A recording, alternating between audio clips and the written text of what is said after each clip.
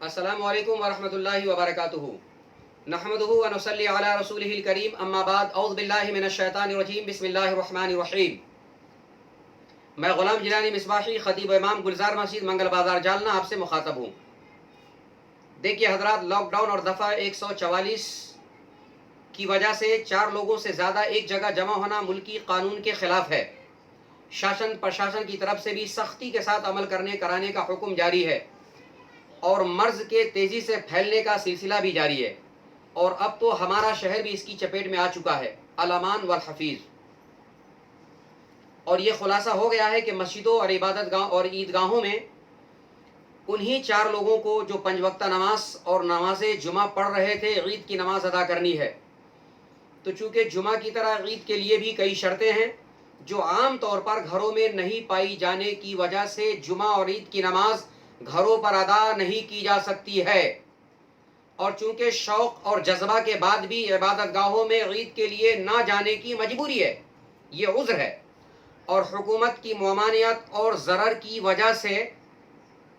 ایسا ہے، اس لیے باقی لوگوں پر عید کی نماز واجب نہیں ہوتی ہے، اس لیے عید کی نماز معاف ہے۔ لہٰذا اس کے چھوڑنے کی وجہ سے آپ گنہگار نہیں بنیں گے، بلکہ جماعت عید کی نماز میں حاضری کا انشاءاللہ آپ کو ثواب ملے گا۔ اب رہی بات، اس سلسلے میں آپ بخاری شریف کی ایک حدیث پاک سماعت کریے تاکہ ایمان تازہ ہو۔ پیغمبر اسلام حضور رحمت دو عالم صلی اللہ تعالی علیہ وسلم ایک غزوہ سے واپسی کے وقت جب مدینہ شریف کے قریب آ گئے تو صحابہ کرام سے مخاطب ہو کر فرمایا کہ مدینہ شریف میں کچھ ایسے لوگ بھی مقیم ہیں کہ تم لوگ جہاں جہاں بھی گئے وہ تمہارے ساتھ تھے۔ صحابہ کرام پریشان ہوئے، عرض کیا یا رسول اللہ صلی اللہ تعالی علیہ وسلم، جب وہ لوگ مدینہ میں ہیں تو پھر ہمارے ساتھ شریک عبادت کیسے ہو گئے؟ تو پیغمبر اسلام رحمت دو عالم صلی اللہ علیہ وسلم نے فرمایا، ہاں یقیناً وہ لوگ مدینہ میں ہیں، مگر تمہارے ساتھ آنے سے ان کو کسی عذر نے روکے رکھا ہے، اس لیے ثواب کی نیت میں اور عبادت کی نیت میں وہ تمہارے ساتھ ساتھ ہیں۔ اس سے یہ بات سمجھ میں آتی ہے اور یہ مسئلہ معلوم ہوتا ہے کہ کسی عبادت کے کرنے کا پختہ ارادہ ہو اور کسی عذر کی وجہ سے اگر آپ نہیں کر پا رہے ہوں تو اس عبادت کا آپ کو انشاءاللہ پورا ثواب ملے گا۔ اب رہی بات، باقی وہ لوگ عید کے دن کس طرح اپنی عبادت کو کریں گے اور کس طریقے سے عید کے دن کو گزاریں گے، تو اس سلسلے میں کچھ آسان باتیں سماعت کریے۔ ہر شہر اور علاقے کے مسلمان اپنے یہاں عید کی نماز ہو جانے کے بعد اپنے اپنے گھروں میں 4 رکعت شکرانے کی نفل نماز چاشت کی نیت سے ایک سلام کے ساتھ پڑھیں گے، جس کے اندر قرات سری ہوگی، یعنی پست آواز میں قرآن پڑھا جائے گا، اور 4 رکعت کے اندر سورہ فاتحہ کے بعد کوئی سورت ملانا ہوں گی۔ اس کے بعد خطبہ نہیں دینا ہے، البتہ بلند آواز سے 34 مرتبہ 34 بار اللہ اکبر پڑھ لیں، یہ تسبیح فاطمی ہے۔ اس سے یہ فائدہ ہوگا کہ یہ عید الفطر کی نماز کے اندر جو 6 زائد تکبیریں ہیں یہ انشاءاللہ اس کا بدلہ بن جائے گا، اور ثواب پر ثواب بڑھانے کے لیے ایک بہت بڑا کام ہو جائے گا۔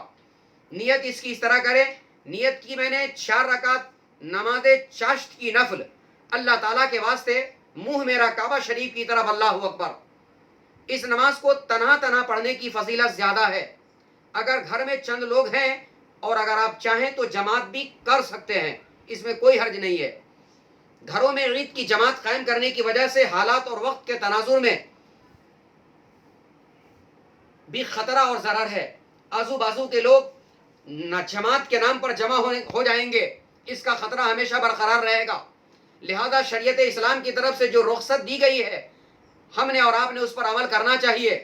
اور آسانی کی صورت کو اپنانے کی کوشش کرنا چاہیے۔ لہذا جماعت کی کوشش میں لگنے کے بجائے چاشت کی نماز ادا کرنے پر زور دینا چاہیے۔ اور آخر میں خصوصی دعا کا آپ حضرات اہتمام کریں کہ اللہ کریم اس کی رحمت سے پوری دنیا سے اور خاص کر ہمارے ملک سے اور ہمارے شہر سے تمام وباؤں کو اور خاص کر کورونا وائرس کی اس خطرناک وبا کو ہمیشہ کے لیے دور فرما دے۔ اور آخر میں بڑی گزارش کے ساتھ اور بڑے احترام اور ادب کے ساتھ اپنے بھائیوں سے گزارش کرتا ہوں، شہر واسیوں سے اور مسلمانوں سے گزارش کرتا ہوں، خاص کر اپنی ماں اور اپنی بہنوں سے گزارش کرتا ہوں کہ آپ عید کی خریداری کے نام پر بازاروں کے بھیڑ کا حصہ مت بنیے، یہ خطرناک ہے اور یقیناً یہ غیر مناسب بھی ہے۔ اسی عید کی خریداری کے نام پر اگر کچھ پیسے بچا کر آپ محتاجوں، ضرورت مندوں، پڑوسیوں اور بے سہارا لوگوں کی مدد کر دیتے ہیں تو صحیح معنوں میں حقیقی عید کی خوشیاں آپ ہی کو ملنے والی ہے، اور عید کی ساری خوشیوں کی بہاریں انشاءاللہ آپ ہی کے کھاتے میں جمع ہونے والی ہے۔ اس لیے میں گزارش کر رہا ہوں کہ کچھ بھی نہ خریدیں، بازار میں قطعاً اور بالکل جانے سے پرہیز کریں، اور جہاں تک ہو سکے اپنے اس قیمتی وقت کو عبادت و بندگی میں گزاریں، اور اللہ پاک سے زیادہ دعا کریں اور دعا میں اپنے وقت اور ٹائم کو صرف کرنے کی کوشش کریں۔